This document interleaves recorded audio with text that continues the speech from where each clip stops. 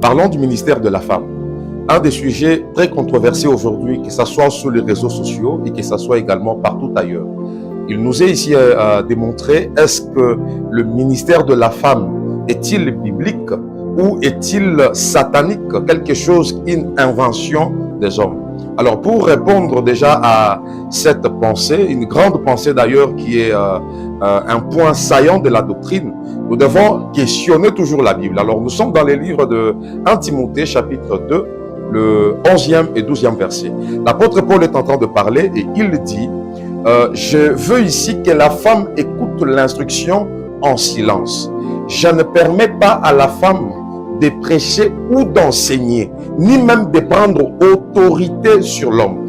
Là, quand l'apôtre Paul est en train de parler, parce que beaucoup de gens peuvent se dire, non, mais là, il s'agit de la pensée de l'apôtre Paul. Il nous est ici à retenir que la Bible déclare que toute écriture est inspirée de Dieu. Est-il pour enseigner? Est-il pour corriger? Est-il pour convaincre afin que l'homme de Dieu soit accompli? Dès lors que l'apôtre Paul est en train de parler, ce n'est plus ici l'apôtre Paul qui parle, mais c'est l'Esprit de Dieu qui est dans l'apôtre Paul qui est en train de parler. Voilà pourquoi il est écrit que c'est poussé par le Saint-Esprit que les hommes ont parlé de la part de Dieu. Déjà, nous comprenons d'emblée que quand l'apôtre Paul est en train de parler, ce n'est pas Paul qui parle, mais c'est Dieu qui parle au travers son instrument, qui est Paul, qui est en train d'édifier l'Église. Mais l'apôtre Paul, il nous dit quoi? Il nous dit qu'il ne permet pas à la femme de parler, ni même de prendre autorité sur l'homme. Cela prouve directement que le ministère de la femme, c'est quelque chose qui ne vient pas de Dieu. C'est quelque chose qui est diabolique.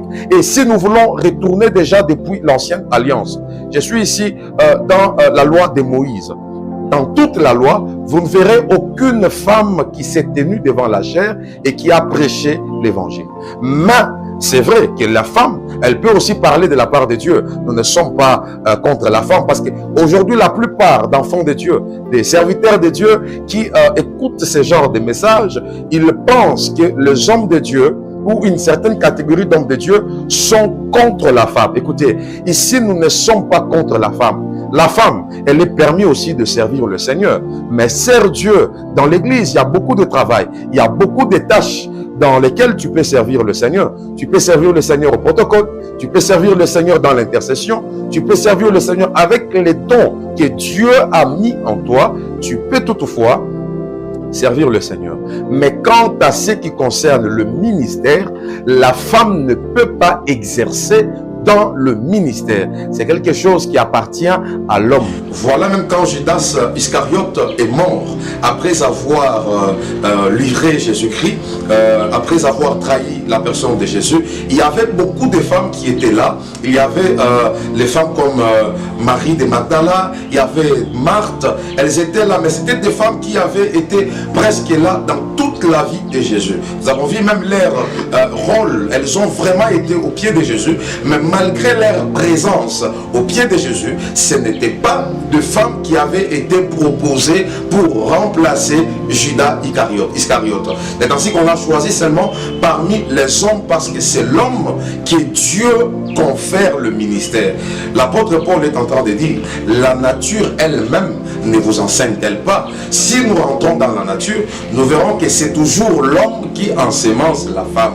Là, nous sommes dans la nature, mais jamais une femme, quant à la chair, peut ensémencer un homme. Et là, nous comprenons aussi directement de manière biblique que le ministère de la femme n'est pas de Dieu, mais le ministère, c'est quelque chose que Dieu a donné aux hommes. Voilà pourquoi la plupart des gens peuvent dire, mais écoutez, il y a des femmes qui prêchent, il y a des femmes qui ont fait de grandes choses. Elles prêchent, oui, elles peuvent prêcher, ce n'est pas mauvais. Mais est-ce que ce qu'elle est en train de dire, est-ce que c'est dans le ainsi dit l'Éternel, est-ce que Dieu et la Bible approuvent-ils cela? Point d'interrogation. C'est là que nous disqualifions directement, nous attaquons directement avec ferme énergie au ministère de la femme et nous disons que la femme doit se taire dans dans les assemblées de saints. Et le fait pour elle de se taire, ce n'est pas qu'elle ne doit pas parler seulement du début à la fin du culte, non. Elle peut aussi servir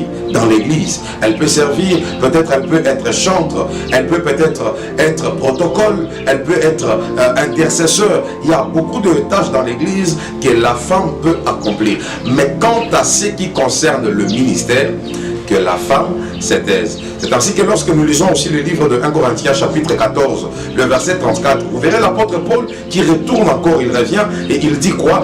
Je ne permets pas à la femme de prêcher car il est malséant pour la femme de parler dans une église. Alors, vous qui êtes en train des fois de soutenir le ministère de la femme, mais quels sont les versets que vous amenez? Quels sont les versets que vous donnez pour nous convaincre que réellement le ministère de la femme est de Dieu? Parce que dans toute la Bible, nous n'avons pas vu une femme qui était en train de prêcher, nous n'avons pas vu une femme qui a exercé le ministère. Dans toute la Bible, aucune femme ne l'a fait. Mais nous avons vu quand Jézabel a voulu parler, vous savez vous-même, c'est qu'a été le sort de tous ceux-là qui écoutaient Jézabel. Jézabel a communiqué toujours la mort. Voilà pourquoi aujourd'hui, nous en tant qu'enfants de Dieu, nous ne devons pas passer outre les Écritures. Écoutez, le sang des Écritures, on ne les modifie pas. Voilà pourquoi Apocalypse est en train de dire que celui qui retranchera ou ajoutera même un seul iota au sein des Écritures, son nom également sera retranché du livre de la vie. Voilà pourquoi, chers prédicateurs, chers hommes de Dieu, ministres de Dieu, vous qui êtes en train de m'écouter pendant ce temps, faisons un effort de rester dans la saine doctrine. Faisons un effort de rester dans la parole de Dieu. Et rester dans la parole de Dieu, c'est quoi? C'est interdire à la femme de prêcher, car il ne leur est pas permis de prêcher dans les églises. Et d'emblée, le ministère de la femme tombe. Bien qu'aujourd'hui, beaucoup de gens sont en train de brandir cela, mais l'apôtre Paul peut encore entrer et dire, au commencement, il n'en était pas ainsi. Que Dieu du ciel vous bénisse.